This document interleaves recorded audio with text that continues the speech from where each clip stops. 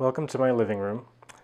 I thought that since we can't have cameras at the lab, I would try to do my demo work here and then share this video with you.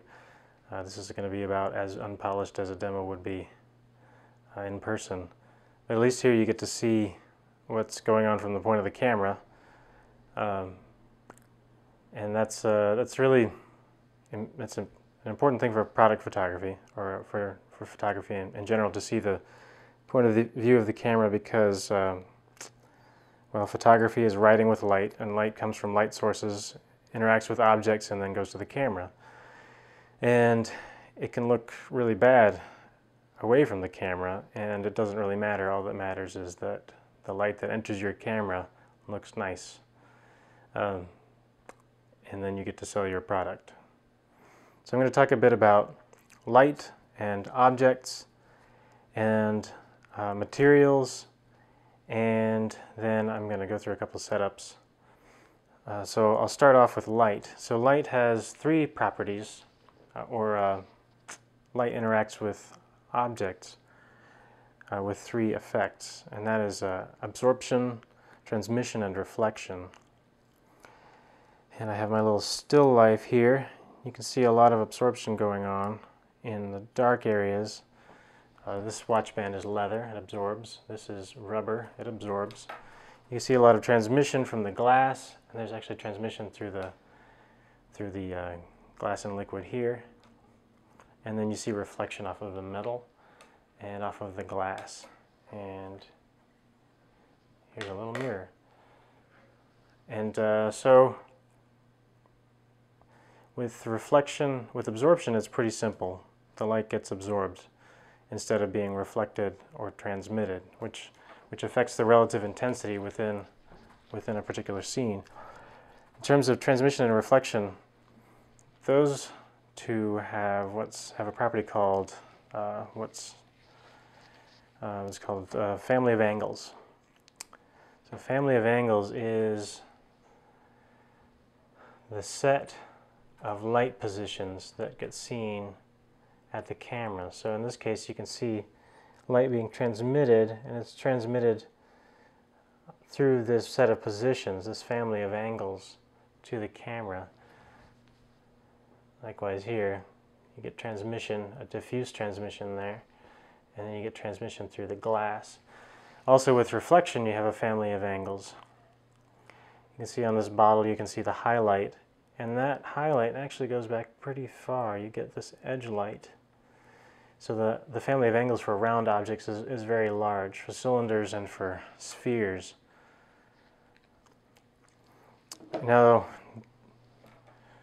reflection and transmission both have two types, diffuse and direct, like I just mentioned. I'm going to point this down at the table here. So the table here has a highlight, and this highlight is the direct reflection. Many objects you can think of as the combination of a mirror with some diffuse object around it, so that there's this direct reflection portion. So if you have, for example, this is a mirror and this is a linen handkerchief. So the mirror has a lot of direct reflection, which, specular highlight, and lots of fingerprints. And the handkerchief has only diffuse reflection. And the combination of the two is to have a specular highlight with a diffuse area all around it. And the diffuse area, the intensity is fairly independent of the angle of incidence and angle of reflection. But the angle of the specular highlight the intensity is dependent upon the angle of incidence. And that's why edge lights are often, they don't need to be nearly as powerful as key lights. An edge light is something that would be behind your subject, glancing off its edge.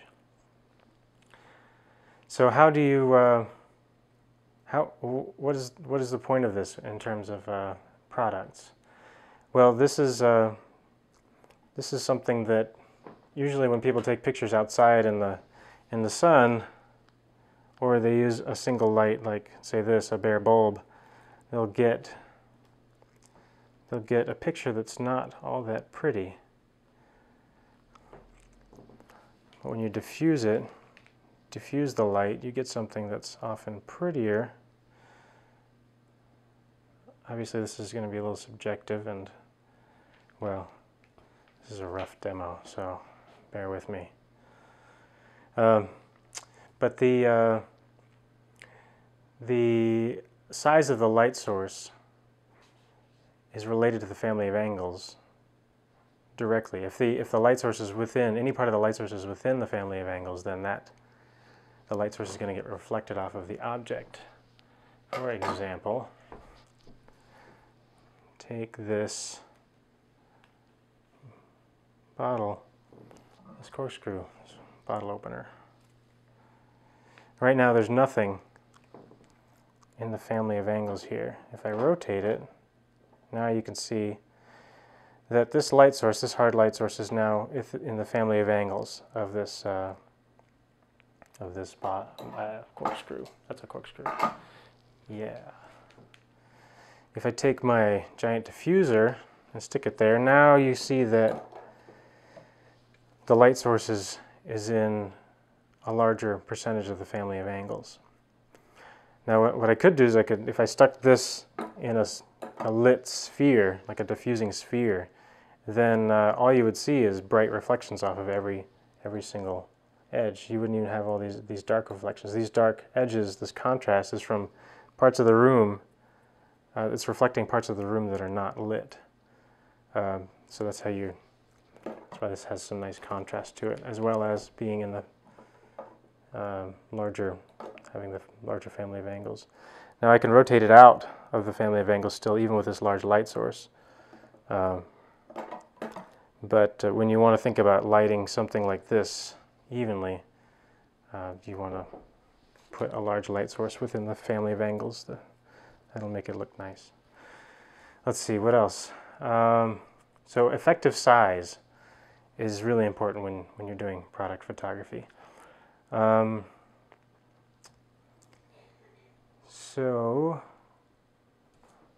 let's see, what else? Also, controlling the light in terms of blocking it. Now, everybody's probably familiar with flare. And if you have flare, so if you focus there on that, if I focus there on that wine bottle, champagne bottle, and then I put something to block the light, you see that the champagne bottle all of a sudden looks a lot better because we don't have all this stray light. Well, you can also block light from objects. Now, this is not going to be a very good demo, so I apologize, but if you have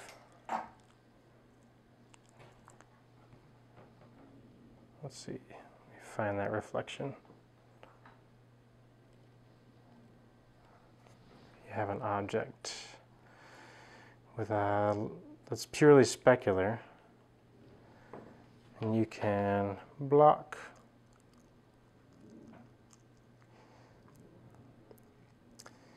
the light from hitting that object. Now, this is not the right way to do it. Ideally, what you'd want to do if you wanted to control it to that extent is you would have, actually this is the technique that sometimes actually gets used. Here's my little flashlight. You want to find the family of angles of that object. You can take the flashlight and put it next to the camera. I'm shining it on that object. Now it's reflecting onto this card that I have here.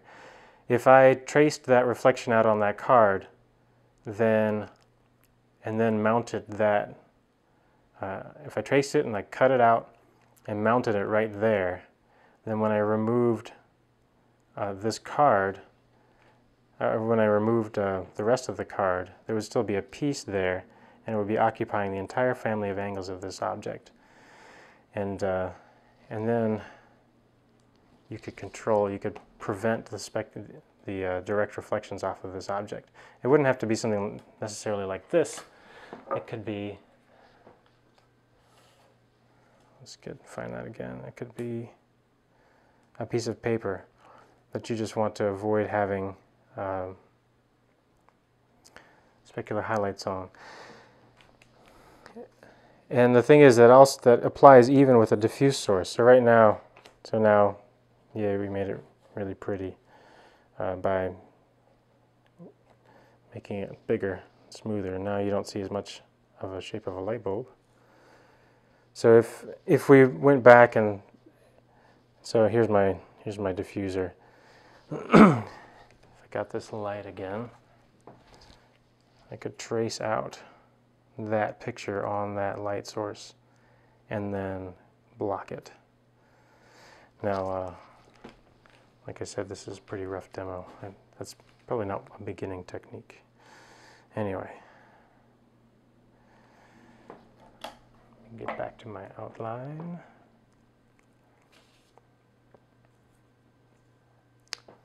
All right. But we did talk about, oh no, we haven't talked about that yet. Okay, skip that. Here is my light source again. I'm going to put it just out the side of the field of view. So there it is. The thing about direct reflection is that it's just a direct reflection. So when you think of a mirror, you think, if you're close to the mirror, you look like you. When you're far from the mirror, you look the same, just farther away. But you don't get darker. So if you, let me tune this down. If you have something with direct reflection, the intensity of that direct reflection remains the same, despite, independent of the distance to the object. If you instead have something with a diffuse reflection, the intensity of that object falls off with the inverse square law. So it falls off pretty quickly. And the nice thing about this is that means that those two,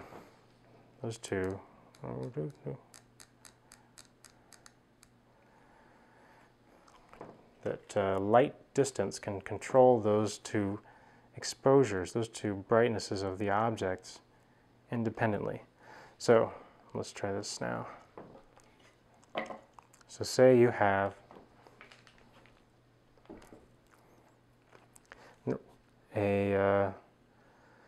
something with a direct, this is specular, this is diffuse.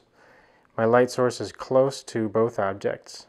So right now what you're seeing in the specular object is a reflection of the light source. What you're seeing in the diffuse object is all this light from here bouncing off the diffuse object and scattered in a bunch of directions, and some of it hits the camera. So if you take the light source away from, let's see if I can do this. You take the light source away from those objects. So now there's more distance between my diffuser and the objects. So this has stayed the same brightness because it's just reflecting the light source into the camera. And the light source doesn't change brightness, it's just got farther away. However, the diffuse object got a lot darker. So if I brought both the light source and the diffuser back down, you could see it gets bright again. So that's one way you can control contrast, or just compose it, light it, control the lighting with that independent variable. So let's see. So we talked about size of a light source. Let's talk a little bit about position of a light source.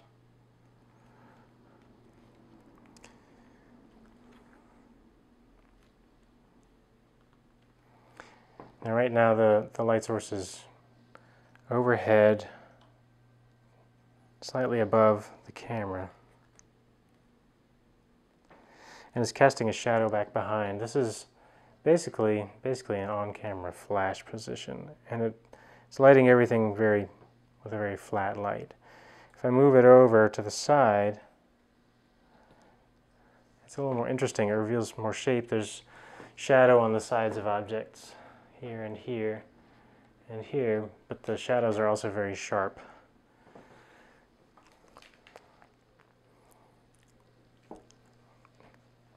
If I diffuse it, it looks very nice now, or nicer. Let's see if I can get this to behave. So now it's to the side and diffused. So the shadows aren't quite as sharp. They're a little more diffused. And it's a little darker because, you know, it's scattering the light more than before, so it's not going to be as bright. So you have to adjust. I don't think I can adjust my camera anymore, so I'll have to make do. But from the side, you get more contrast. Now, if you don't really want that kind of contrast, you can, you know, do what we typically do, and you can add a reflector, and that will brighten things up. Ignore the, I'm not really looking at the bottle, but pay attention to the apple. So the apple is nice, has a nice big diffusing surface under that chemical sheen. And so when you put in a reflector, you can adjust the contrast on the opposite side. So how much contrast is up to you. Generally you want some, but you don't want it to be black. So putting something a little further out. Let me zoom out here so you can see what I'm doing. So up close, let's see, yeah, we can see that. Up close, not there at all.